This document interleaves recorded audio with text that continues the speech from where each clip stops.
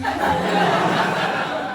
I like your country, except you guys have a lot of STDs. It's really gross. We don't have STDs in Ireland because we don't get checked. There's been so many cultural differences I've had to get over as well. Like as a foreigner, I really hate tipping. Well, as a bartender here, I fucking hate foreigners. I do identify as an immigrant because people are always like, when they hear my accent, they're like, what are you? And I'm like, oh, not from here. But I've started using that in my Instagram posts. So I put like hashtag immigrants are great, immigrants make America great. I have stopped doing that because that's how angry people fucking find you. Oh my god, I got this one message, this guy goes, go back to your country, you ugly donkey. I was like, excuse you, I'm a beautiful horse. Let's get it right. One of my American dreams as well is to be a slut. I want to. Because my country's so shame. Like you can be slutty, you just gotta be quiet about it. So annoying. And then I go up here and I'll hear girls in the train be like, oh my god, I blew him. And I'm like, shut the fuck. I'm also like, my heroes. So that was something I wanted to really work on. I had fucking shame with sex and stuff. I didn't even know as a woman I could masturbate until I moved here. And I'm never leaving.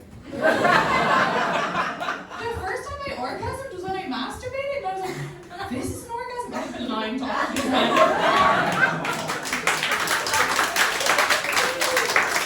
It's so stressful because men would be always like, did you come? Did you come? Did you come? I'm like, yeah. And then when I called them, I'd be like, I fucking didn't.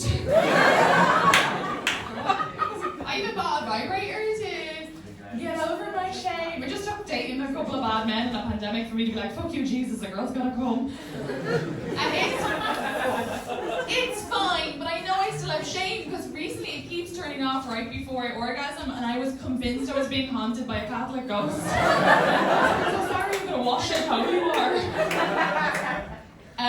So I decided, because I've also been in like a ton of situationships over here in New York. I find obviously dating's very hard, but I also want to be a slut. But I romanticize every relationship. Third date, my friends will always be like, calm down, Katie. You'll know when you know. You know that fucking saying? I'm like, I hate that because I've known 42 different times. So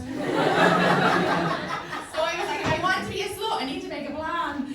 And I decided I'd only date guys who are at least 5 years younger. I'm 30, so 25 or younger. Because that way I can't even romanticize a relationship with a 25-year-old. What can he give me? Nothing. Perfect plan. Pick a guy on Hinge and he goes, I'm so excited to meet you IRL. But I just thought that was a cute nickname for Ireland. I was like, I can't wait to meet you too, USA. And he was like, what?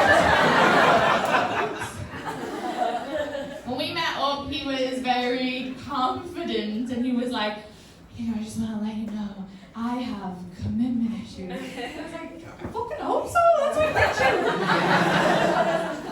But he continued talking, he's like, I just want to know before you get into anything, because I'm afraid I'll hurt you. Who is telling men to say these things? It's so embarrassing. He's out of my face. I'm a 30-year-old immigrant. I left my country. I haven't spoken to my own mother in 13 years. And he's like, I'm afraid I'm going to hurt you. I was like, I'd like to see you fucking try. It makes me physically want to hurt him. Irish women are violent. Also, I was like uncomfortable when the bill came because he's 25 and already men in New York are like, you're independent. I'm like, I'm fucking not, pay for my food. Then I have to pay for our dinner. Stop this bullshit of equal. They give us HPV.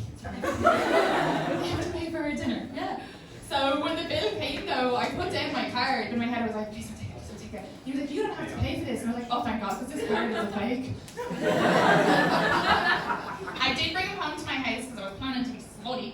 And he'd already nearly talked himself out of it. I was like, remember, you're just here for penis. And he still can't manage to fuck it up. I don't know how people do that. Men, you guys, you just need to be quiet and not do things. But he did this thing when we were kissing, we made clothes on, he started to slap my arse. Clothes on! I was like, what is this? I am not a disobedient child. I am your elder.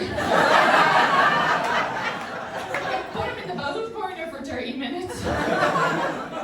It made me think of all the times men have done that to me, and it's always during sex, during doggy position. And I don't watch porn, so maybe it's a thing on porn, and maybe some women like it. I don't fucking like it. Because doggy position is my favorite position because it's the one sexual position where I don't have to make a sexy face. I just really enjoy myself.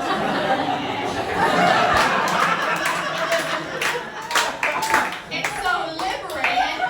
And then a guy goes and slaps you and takes you out of it. And it's like, I know I said I'm a horse, but I'm not really a fucking horse. And why would they be slapping you? The only reason is to make me go faster. But it's like, I do not control the speed.